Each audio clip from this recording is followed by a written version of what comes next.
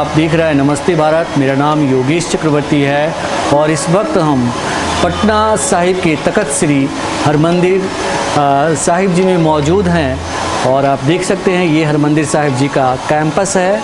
बहुत ही भव्य, बहुत ही विशाल कैंपस है। और अगर आप देश विदेश से तख्त श्री हरमंदिर साहिब पटना आते हैं तो ये जो आप देख रहे हैं ये चारों तरफ कमरे बने हुए हैं।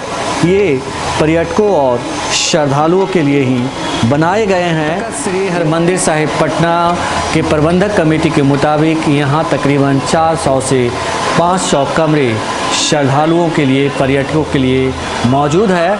हम आपको लिए चलते हैं एक कमरे में और मिसाल के तौर पर दिखाते हैं कि यहाँ के कमरे कैसे हैं। तो ये हम आ गए हैं एक एसी कमरे में और देखिए क्या भव्य व्यवस्था है। बहुत ही साफ़ सफाई की तो खैर कोई तुलना ही नहीं की जा सकती। बहुत ही क्लीन है ये कमरा और एयर कंडीशन कमरा है। यहाँ पे फैन भी लगे हुए हैं और इस कमरे में कुल 3 लोगों को सोने की व्यवस्था है। जैसा कि आप देख सकते हैं जो बेड है वो 3 लोगों के लिए लगाया गया है। अगर आप एक परिवार के साथ आते हैं, आपके बच्चे हैं और हस्बैंड वाइफ हैं तो आप यहाँ पे मतलब रह सकते हैं, बच्चे इस पर सो सकते हैं। या एक से ज़्यादा बच्चे हैं तो 3-4 आदमी, इसमें 4 आदमी तो आराम से एडजस्ट हो सकता है। साइड में टेबल दिया गया है, बेड के दोनों तरफ साइड टेबल है और जिस पे आप सामान वगैरह रख सकते हैं। इसके अलावा 3 चेयर भी दिए गए हैं। यहाँ पे 3 चेयर दिए गए हैं बैठने के लिए। और ये जो एक डोर है, ये डोर शायद हम देखते हैं कि ये बालकनी है और ये डोर जो है बालकोनी में खुलता है। बालकोनी के बाहर जो है पटना साहिब का बाज़ार है और रिहायशी इलाका भी है जहाँ लोग रहते हैं। तो ये जो है बालकोनी छोटा सा ही है, लेकिन अगर आप चाहें तो इसे खोल सकते हैं, बाहर का नज़ारा आप ले सकते हैं।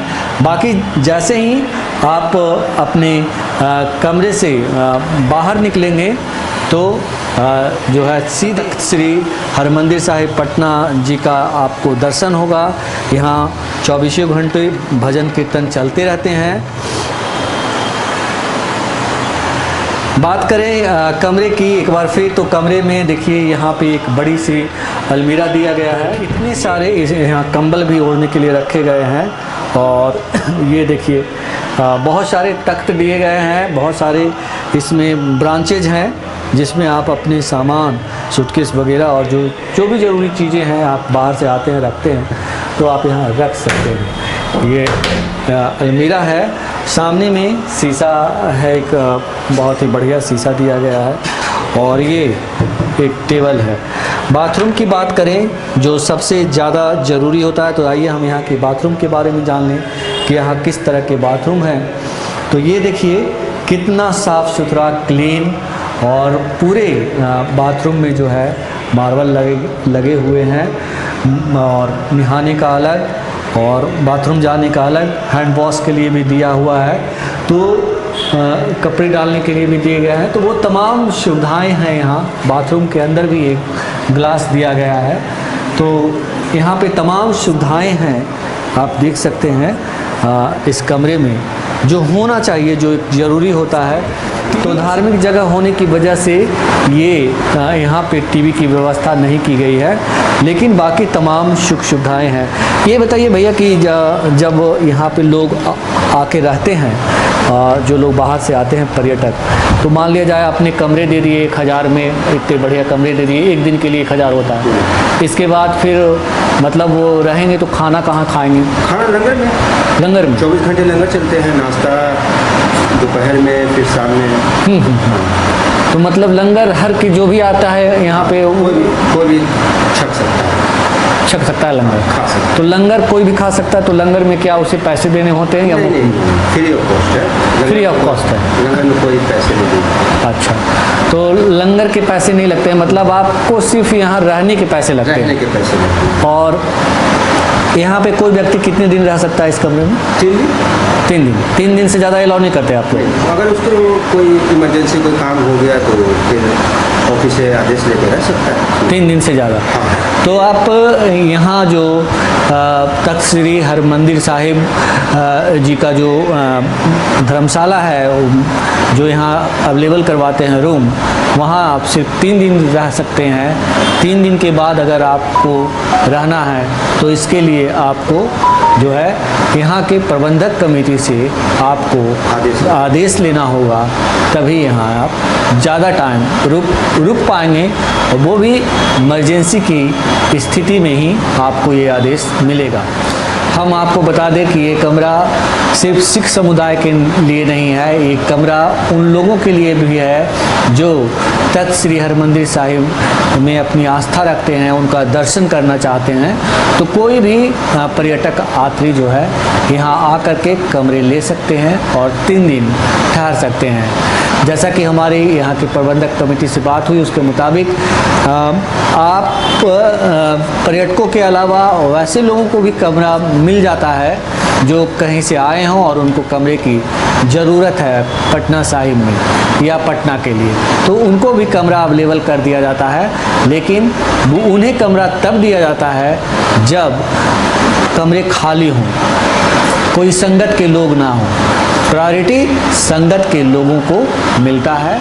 ऐसे लोग भी आते हैं जिसको ज़रूरतमंद है, तो उन लोग को भी दिया जाता है। एग्ज़ाम वाले भी आते हैं, उन लोग को भी दिया जाता है। ऐसा नहीं है, कमरा खाली रहने पर दिया जाता है। अगर बाहर से संगत आ गए, अगर उनको नहीं मिले तो फिर दिक्कत है ना।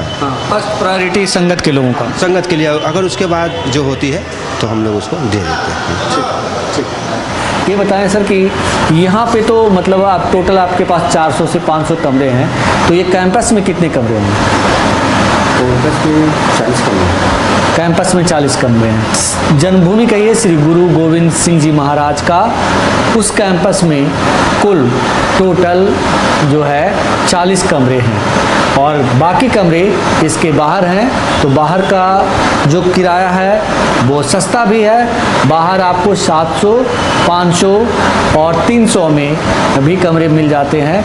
और लेकिन यहाँ जो कमरे अवेलेबल हैं कैंपस के अंदर, उसका किराया 1000 है। अंदर का 1000 रुपया है, और बगल में गली में है उसका 300 रुपया भी है, 500 भी है, 700 रुपया भी है। AC रूम है और नॉन AC 300 रुपया है। अच्छा, AC 1000 रुपया। हाँ, अंदर कैंपस में 1000 रुपया है, बगल में 500 रुपया AC है और 700 रुपया है। लेटरिन बाथरूम सब अटैच है, 3 बेड है। तो और सिंगल बेड का क्या चार्ज है? सिंगल बेड का 50 रुपया चार्ज है। एक्चुअली उसमें अभी लंगर चल रहा है, ठीक है ना। अभी जो टेम्प्रोरी काम हो रहा है लंगर का, इसीलिए वहाँ पे अभी थोड़ा काम बंद है। तो 4-5 जो लोग आते होंगे उनको कैसे आप एडजस्ट करते हैं? उन लोग को भी अभी तो 5-10 बेड वहाँ पे चालू है। जी। हाँ, तो जब वो काम हो जाएगा तो वो पूरा चालू हो जाएगा। तो आपने सुना तख्त श्री हरिमंदिर साहिब पटना में रहने और खाने की किस तरह की व्यवस्था है। अगर आप कैंपस में रहना चाहें तो कैंपस में रह सकते हैं, बाहर रहना चाहें तो बाहर में रह सकते हैं। और जहाँ तक कमरे की बुकिंग की बात है तो कमरा आप फ़ोन के ज़रिए ऑनलाइन भी बुकिंग करवा सकते हैं। मतलब फ़ोन से भी बुकिंग होती है या ऑनलाइन भी बुकिंग होती है?